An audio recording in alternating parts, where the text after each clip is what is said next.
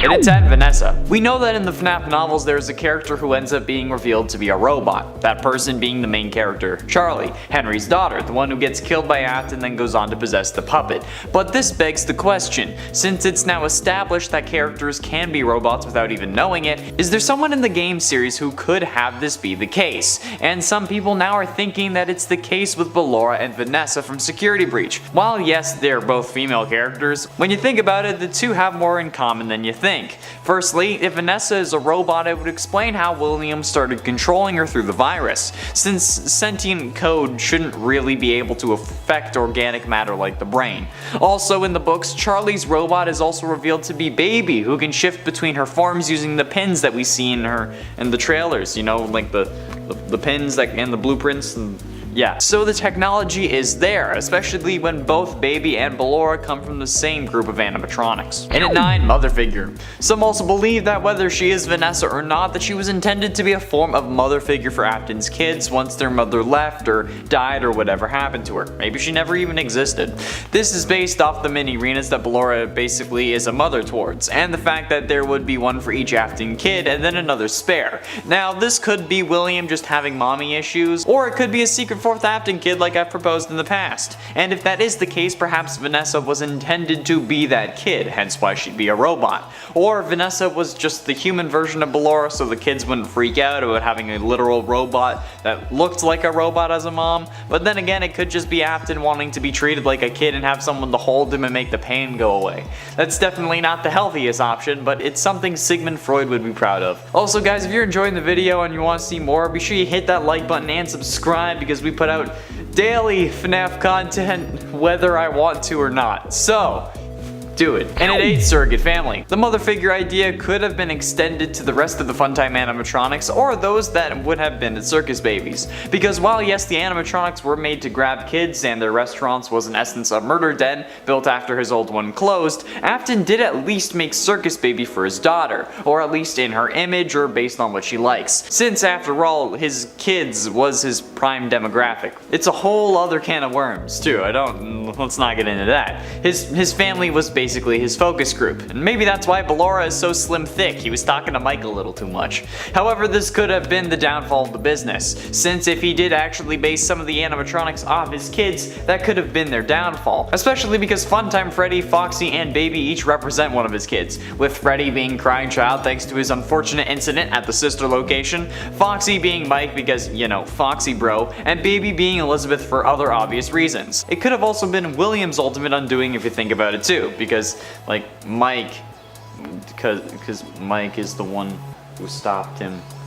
Yeah. And at 7, Lonely Afton. Or maybe this was never for his kids. After all, Afton is a man, albeit a deranged one, but even the most deranged men have needs. So maybe Ballora was a little more than a mother figure for the kids, or at least intended to be more. After all, we know she represents someone that William didn't let into his life, whether that be after his wife's exit from his life or Elizabeth's death. But even then, if we start to think about it, thanks to the fast facts found in FNAF AR, we know that the Funtime animatronics were among some of the first ever animatronics made by Afton. And if this was the case, Ballora would have been around before Elizabeth got caught by Baby, especially if she was made for Circus Babies. So after Afton's wife or baby mama leaves him or dies, he finds a woman who wants to help him. However, he doesn't let her into his life and instead makes a robot version that won't judge him and can probably do other things as well, because let's face it, William wasn't in the brightest mindset. And if you think about it, there could be a reason Ballora is flexible.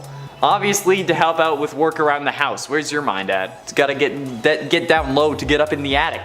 You know, it's a small attic. You gotta do like the crab walk. It's easier with an animatronic. What were you thinking? Sickos. And at 6, Missing Children. We also learn in the FNAF novels, along with the fact that Charlie is a robot and is also Baby, that the Funtime animatronics are actually possessed. But instead of them being filled with agony from specific children, they're full of the original remnant created by the first 5 missing children. You may think this throws a wrench into the timeline, however, they were just simply modified to contain the remnant instead of being created with it, so the timeline still holds.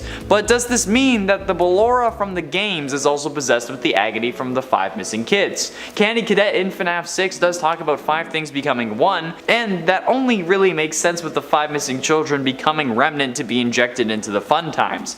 But then that's still confusing because then, like, would it exclude Baby? But it would also make sense since the robots do end up coming together in the form of Ennard to have their souls be complete. But people also think that she's possessed by Mrs. Afton, even though there is not evidence for that in the slightest. I don't know. Let me know your thoughts down below. Halfway through into number 5, Mrs. Emily. Even if Ballora isn't Mrs. Afton, who does she represent? Some believe that it could be Mrs. Emily, Henry's wife, the mother of Charlotte of the puppet. Now, why would they think this? Because of William's kill list. Now, Susie may have been the first of the missing children to die, but it's still widely accepted that Charlotte is the first kill overall, which makes it the most significant. After all, killing your partner's daughter is definitely out of the norm, kind of. But most murders are committed through intense emotion, with love being a very common one. So why would William kill Charlotte out of love? Because of her mother. You see, Charlotte, when she was killed, was very young, probably around 3 like her novel counterpart, which means that Charlotte's parents have been together for at least 3 years, and before that, she could have been with anyone. For example, trying to be with William in the aftermath of his wife's death. She could have met Henry this way too, and their child would be a burning reminder of what William had missed out on. Or maybe Charlotte was keeping Mrs. Emily with Henry, so William got rid of her, hoping that he could be Mr. Steal Yo Girl. I don't even think Scott knows at this point. Straight up. And at 4, voice line meaning. Ballora's song has always been an interesting point to talk about. With lines like, "All I see is an empty room, no more joy in empty tomb," we figured out pretty quickly that William was mourning someone. However, some theorists look at the song in an entirely different way now, since after Ultimate Custom Night we got to hear Ballora say, "Admit it, you wanted to let me in." And while that could remain, "you wanted to let me into your life," what if it's more literal than that? What if it's actually he didn't let someone inside somewhere? Maybe whoever Ballora represents wanted to help William in his quest for answers, wanted to help him kill, and he didn't trust them enough, or maybe they were stuck outside in the cold and ended up freezing to death because William was too selfish or something. I mean, there are also signs to indicate something like that. Maybe not as extreme, but Ballora's song also says it's so good to sing all day, to dance, to spin, to fly away. And who would say that to a mourning man unless they were at least as sadistic and horrifying as him? I don't know. There's also the fact that she could just be referring to Springtrap because he was stuck in the walls. He was hiding inside the walls when there's music in those halls. Getting close to the end, into number 3, Frozen Solid.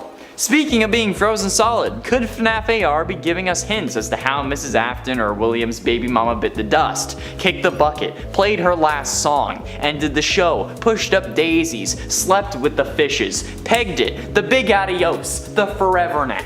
Because let's be honest, there has to be some reason for these godforsaken skins in the game other than to keep people playing and spending money on microtransactions, right? Okay, well maybe not, but it's fun to speculate.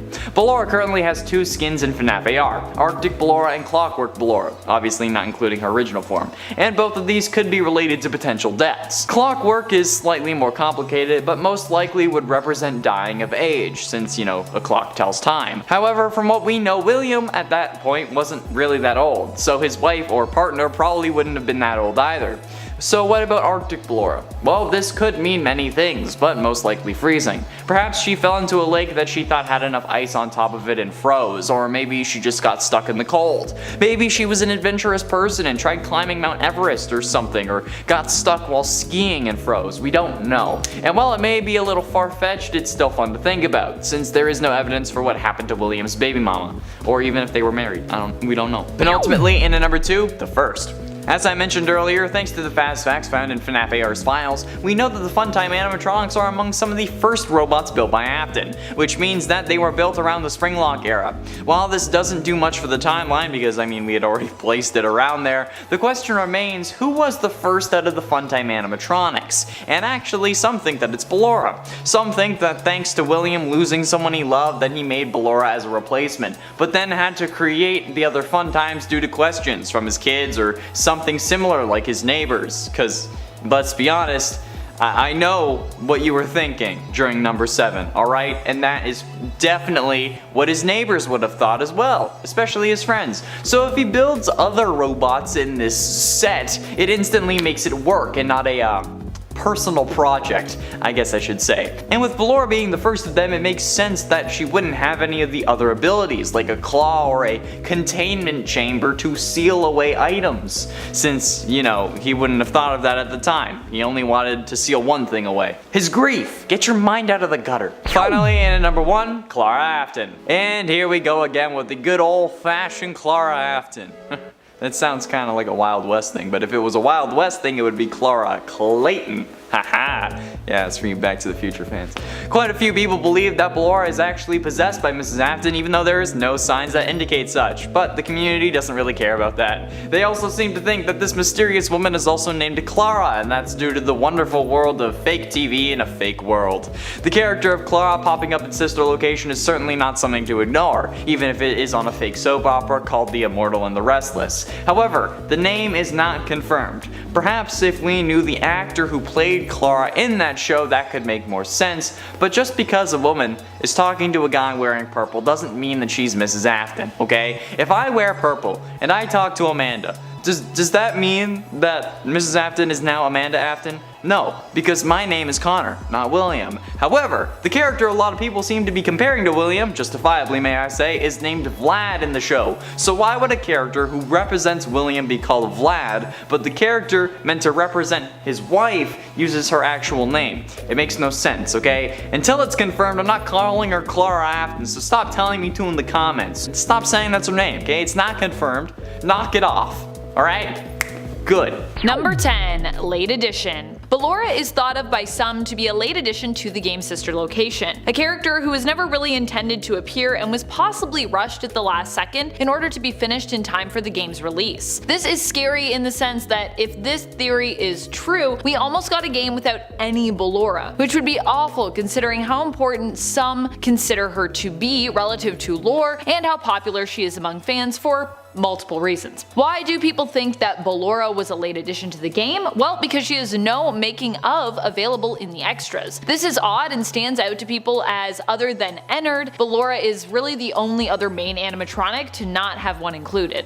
Number 9, Good Animatronic. This one admittedly is not that scary, but the antithesis to it is. What if Ballora was never intending to hurt you in the games and you were simply made to think that way? Sure, she can still jump scare you, but it could be because she has been herself manipulated by Circus Baby into thinking that you are a threat. After all, Ballora doesn't really seem to be malicious in nature. She genuinely likes to sing and dance and may not even have a vengeful spirit possessing her. Is it possible that she inherently would not think to do harm to you? Is it possible that she too is being manipulated by Circus Baby into thinking that you are the enemy, just as you think she is a threat? And friends, before we move on to this next spot, if you are a big fan of Ballora, be sure to let us know by giving this video a thumbs up. Number 8, The Last Animatronic. Some believe that because Ballora doesn't have a making of feature in the extras menu of Sister Location, that this gives up some information as to not just when she was made and added into the game, but when she was made in canon. Some have taken this as a hint that Ballora was one of the latest inventions of William Afton, in comparison, at least, to the other FNAF Funtime